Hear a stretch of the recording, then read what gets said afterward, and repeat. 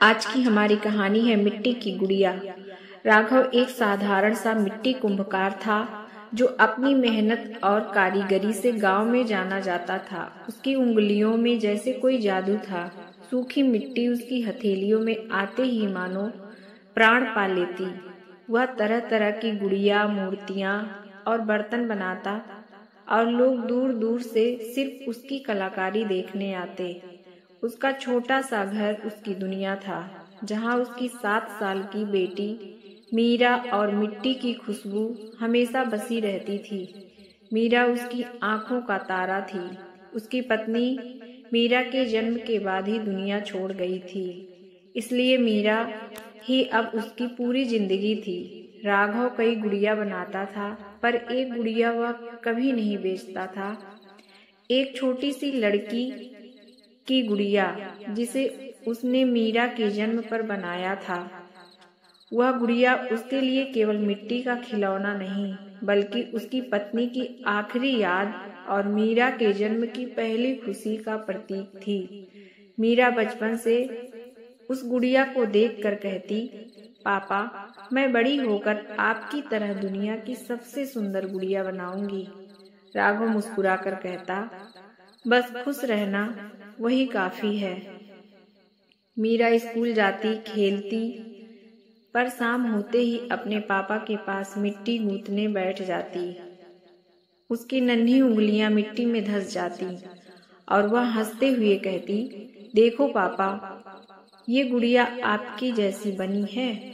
राघव उसे प्यार से सिर पर हाथ फेरते हुए जवाब देता, और ये तुम्हारी तरह सुंदर है। उनके छोटे घर में खुशियां बड़ी थीं और उम्मीदें उससे भी बड़ी, पर किस्मत हमेशा सपनों के साथ मेहरबानी नहीं करती। एक दोपहर गांव में अचानक जोरदार आग लग गई। हवा तेज थी और देखते ही देखते आग ने कई घरों और दुकानों को अपनी चपेट में ले लिया। लोग घबराकर चीखने लगे, जान बचाने के लिए भागने लगे। राघव अपनी छोटी सी दुकान में था, जहां वह मिट्टी की वस्तुएं सजा रहा था। आग की लपटें तेजी से उसकी तरफ बढ़ी थी। उसने तुरंत मीरा को उठाया और बाहर भागा, पर जैसे ही वे बाहर निकले, मीरा की नजर अपनी पसंदीदा मिट्टी की गुड़िया पर पड़ी। वह वही गुड़िया थी जिसे राघव सालों से संभाल कर शेल्फ पर रखता था। मीरा डर और बेचैनी में रोते हुए बोली, पापा, मेरी गुड़िया अंदर है। और इससे पहले कि राघव उसे रोक पाता, वह छोटी बच्ची फुर्ती से दुकान के अंदर दौड़ गई। राघव की आंखें डर से फैल गईं। अंदर आग की तपिश बढ़ चुकी थी। वह जोर से चिल्लाया, मीरा, वापस आओ, पर उसकी आवाज धुएं के कारण खो गई। राघव खुद को रोक नहीं पाया। अपनी जान की परवाह किए बिना वह धधकती दुकान में घुस गया। अंदर घुटन भरा धुआं था। हवा इतनी गर्म कि सांस लेना मुश्किल हो, पर उसकी आंखें सिर्फ अपनी बेटी को ढूंढ रही थीं। कुछ कदम अंदर बढ़ते ही उसे एक कोने से हल्की सी सिसकियों की आवाज सुनाई दी। वह दौड़कर वहां पहुंचा। मीरा ने गुड़िया को अपनी छाती से चिपकाया हुआ था। आंखों में डर और आंसू थे। राघव ने कांपते हाथों से उसे उठाया और अपनी शर्ट में वह गुड़िया भी लपेट ली। उस पल राघव के लिए गुड़िया भी सिर्फ मिट्टी का खिलौना नहीं थी, वह उसकी बेटी की मुस्कान थी, उसकी यादें थीं। आग की लपटें बढ़ रही थीं, लेकिन वह किसी तरह दरवाजे की ओर भागा। बाहर पहुंचते ही उसका शरीर जवाब दे गया। वह जमीन पर गिर पड़ा।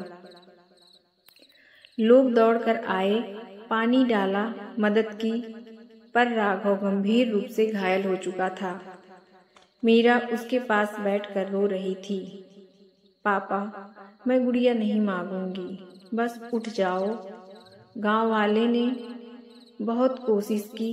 घंटों बाद जब राघव को होश आया, मीरा ने उसका हाथ पकड़कर कहा, पापा, मैं अब गुड़िया नहीं बनाऊंगी। मैं आपको नहीं खोना चाहती। मीरा की आवाज में डर था, मासूमियत थी और पिता को खो देने का दर्द भी। राघव ने उसे सीने से लगाते हुए कहा, मीरा मेरी जान, यही तो वजह है कि तुम्हें गुड़िया बनानी चाहिए, क्योंकि तुम हर टूटती चीज को फिर से जीना सिखाती हो, जैसे तुमने आज मुझे वापस ला दिया। राघव की बातें मीरा के दिल में उतर गई। उस दिन के बाद मीरा ने मिट्टी को सिर्फ मिट्टी नहीं समझा, वह उसके लिए प्यार था, साहस था और जीवन को फिर से गढ़ने की कला थी। वक्त बीतता गया, मीरा बड़ी हुई। उसकी उंगलियां अब उतनी ही नर्म और जादुई हो चुकी थीं, जितनी उसके पिता की। गांव में उसका मिट्टी की गुड़िया कला घर खुल गया, जहां वह बच्चों को मिट्टी से सपने बनाना सिखाती। लोग उसकी गुड़ियों में सिर्फ कला नहीं, भावनाएं देखते। पर उसकी पहली और सबसे प्रिय गुड़िया आज भी वही थी, टूटी फूटी, आग से जली हुई छोटी मिट्टी की गुड़िया। वही गुड़िया जिसने उसे सिखाया था कि प्यार हर राख से नई कहानी बना सकता है। और वही गुड़िया जो आज भी उसके दिल में एक बात दोहराती थी, हम टूट कर भी सुंदर बन सकते हैं। Thank you.